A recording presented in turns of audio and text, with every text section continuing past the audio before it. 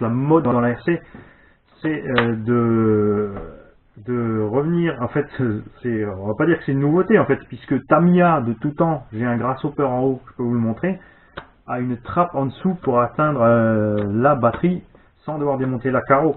À l'époque, ça s'expliquait parce que les carreaux étaient en plastique et étaient vissés sur la caisse et faisaient partie intégrante de la rigidité du châssis, ce qui n'est plus le cas ici. Mais ils ont fait ça parce que beaucoup de gens, en fait, tout simplement, roulent des branches, rebranchent, roulent. L'avantage quand on a le carreau entre deux packs de batterie, c'est qu'on peut aussi contrôler ce qui se passe à l'intérieur. Ici, vous allez retourner votre machine pour changer vos lipos. Qu'est-ce qui va se passer?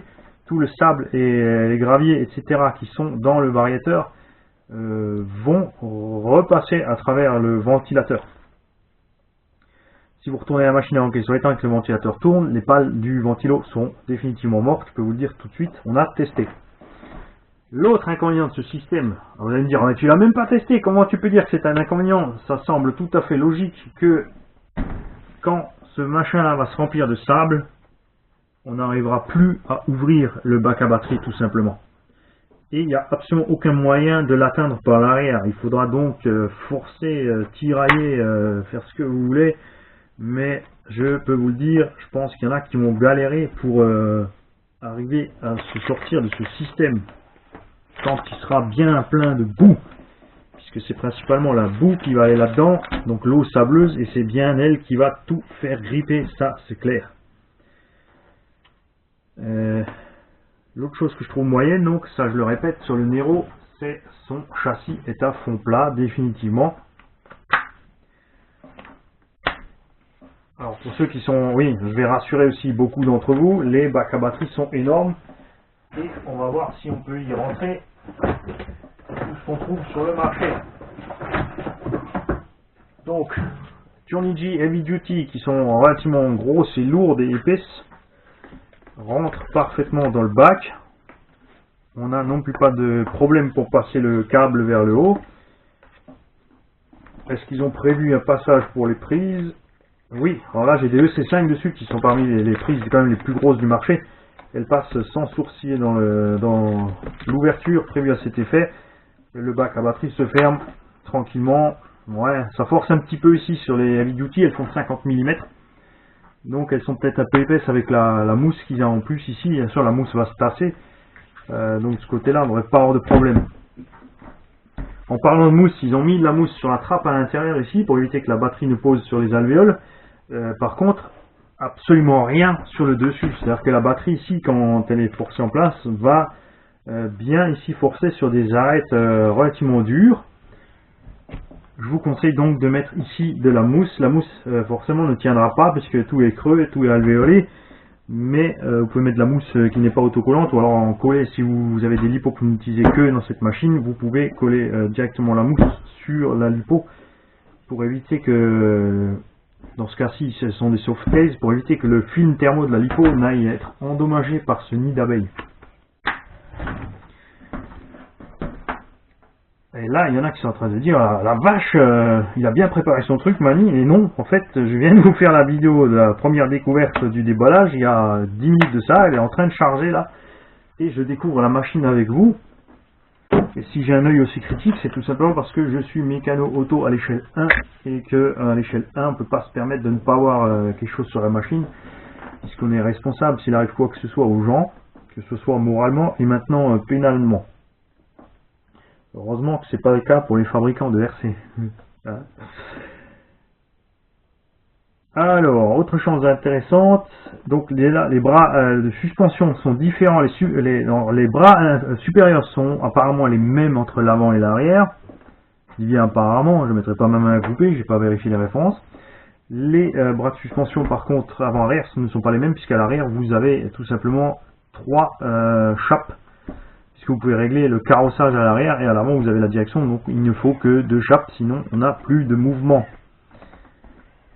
Le cerveau de direction est le 15 kg habituel de chez Arma, qui est bon, franchement je l'ai dans le Creton, c'est vraiment un très bon cerveau. Ce qu'il n'aime pas par contre, c'est les enchaînements de direction, il chauffe rapidement et après il ralentit.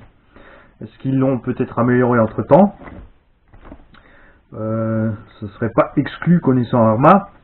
Et là on arrive à quelque chose que j'aime beaucoup, et là on va commencer par le démontage puisqu'on va pas voir grand chose de plus dans la machine. On va attaquer par le démontage du sabot inférieur. Ça c'est quelque chose qui a été critiqué, ce sabot inférieur, puisque il a l'air d'être qu'un simple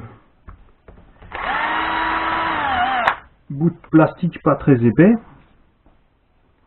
Est-ce que j'ai enlevé toutes mes vis? Est-ce qu'il tient encore avec l'avant?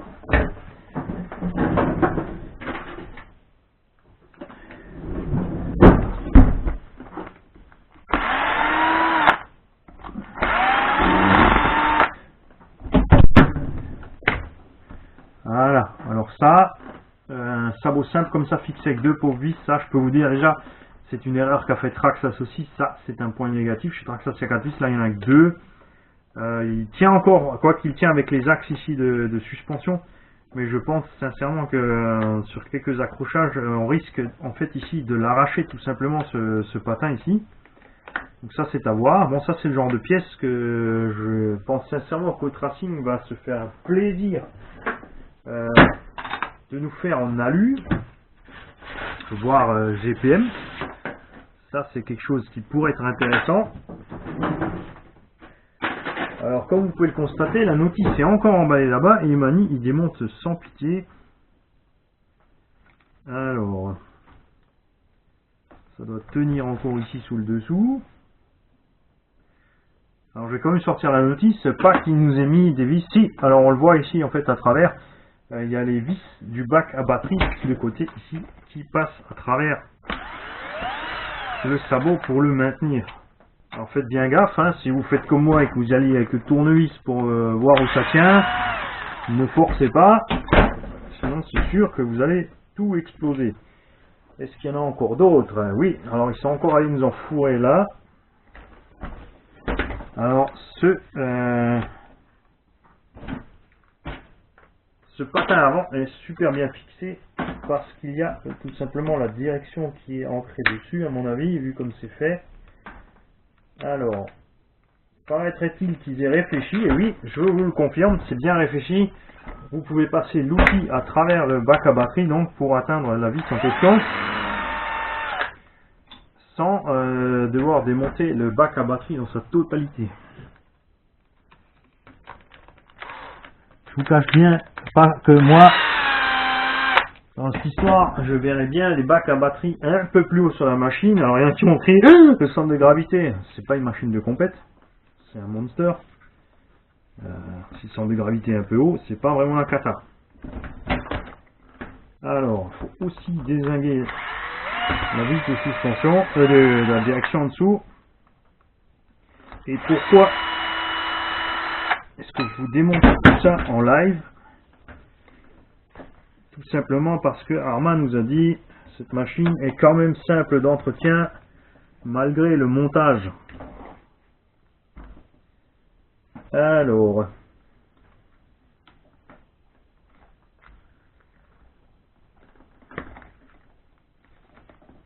cassera pas.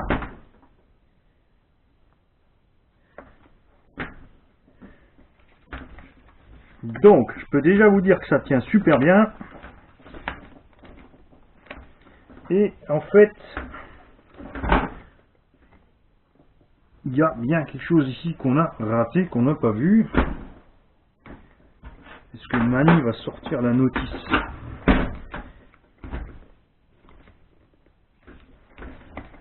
Ou est-ce que c'est... Voilà. Le patin est bien clipsé dans les bras de suspension inférieure. Voilà. Pourquoi ça tient tellement? Les axes tiennent super bien dans le patin inférieur et sont donc sortis tout simplement avec. C'est ce qui empêchait donc l'avant de sortir. Mais là c'est super puisque je vais pouvoir vous montrer de près ce que ça donne. Donc les croisillons améliorés de 2 mm. Je vais vous les mesurer pour être sûr qu'il n'y a pas de bêtises. Je confirme 14 mm pour le croisillon. Les bras de suspension sont vraiment épais et costauds. Et ce qu'on adore ici, c'est ça que je voulais vous montrer, c'est la direction. La direction a une énorme rondelle ici sur le sauve-cerveau qui permet donc un réglage beaucoup plus facile que la traditionnelle mini-molette qu'on a sur les 1/8, qui généralement au bout d'un petit moment a vraiment du mal à être tournée une fois que la machine a servi. Donc ça c'est très bien. Je vais en profiter pour enlever aussi le patin inférieur. Alors ce patin inférieur là par contre je suis absolument pas fan. Pour la simple raison que les ornières qui dépassent et vont donc servir de raclette à bout.